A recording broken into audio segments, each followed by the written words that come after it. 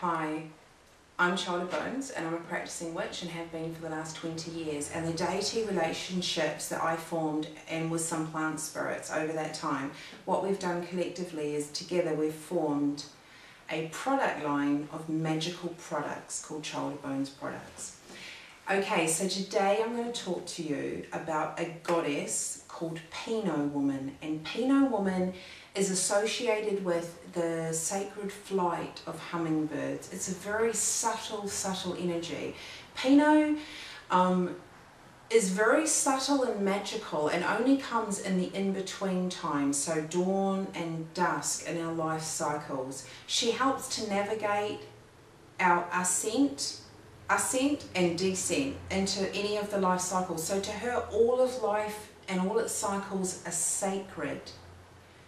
Birth, death, marriage, divorce, change, all of those things are sacred. She doesn't see them as bad or good like the human condition. So she's like a midwife or a gateway where we enter and then come out of again in every cycle. So we're always going past her gateway, if you like.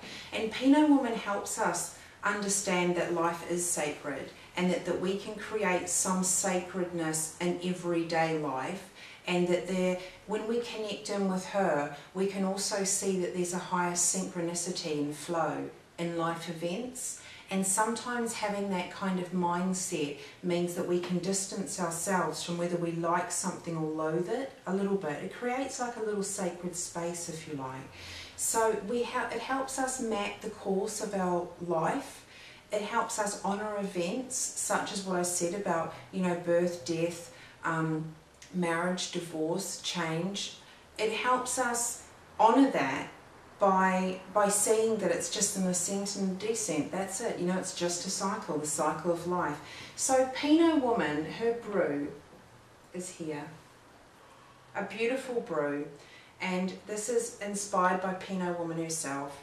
And it's the ritual ingredients are based in salt, and salt not being perishable is great because it won't go off. And you can use this brew in a way which is actually really helpful, because you can use this brew very regularly and it doesn't have to be in a tight ritual setting. What this can be is, this is one that lends itself well to everyday activities in my product line, and you can use Pino woman every time you're about to start or end something. So this helps you navigate our life cycles as well. It brings a sacredness into everyday life. You can use this to sprinkle around you in almost any ritual. You can use a little bit in the bath to have a special magical bath because, you know, you're starting a new job tomorrow, or maybe you're going out on a date and it's a new change for you and you're not used to that. You can do it for that. You can do it for everything that's about to commence or about to end, and it's just about honouring that. And it's a really nice magical working. It doesn't have to be heavy, you know, and that's what's really beautiful about working with Pino woman. Now, so that's a pretty much, you know, it can be used regularly for loads of different reasons. Now her oil, this is actually, like I said, that so that is loads of different things, like I said. So her magical domain's quite wide. She's a gateway of, you know, of your cycles when they start and when they end, a continuous flow. This, on the other hand, is actually tapping just one side of her stream, if you like, or aspect of her stream. And it's her oil. It's called blessing oil, under the instruction of Pino woman there. We made that, and it's a distillation of the brew. So it's within the magical stream, just one current of power, the blessing oil, okay? And here, how you would use this oil is, what you've got here is you've got a little jar, got some salt in there, and you're going to personalise this, because this is going to sympathetically become you. So you put your hair in there, your fingernails, sacred licks through your body. For 28 days, over any part of the lunar cycle, you can start this. You can use a blessing of Pino woman, creating the sacred in everyday life, consecrating and making pure and clean again. Take the lid off, and over 28 days you're going to ritually feed this. So just a few drops, you don't need much. It's, you know, it's okay. When this is completed, what you do is you take it to the earth and you get rid of it in a sacred manner, basically give it back to the earth. The blessing oil, really interesting. Sounds so lovely and light, you know, and it is.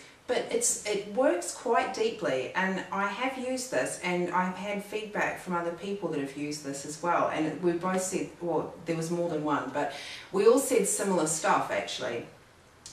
We were really surprised at how deep and penetrating the blessing ritual works, because what it does is it really gets in there quite viscerally and clears perceptions that we have marred seeing sacredness in everyday life.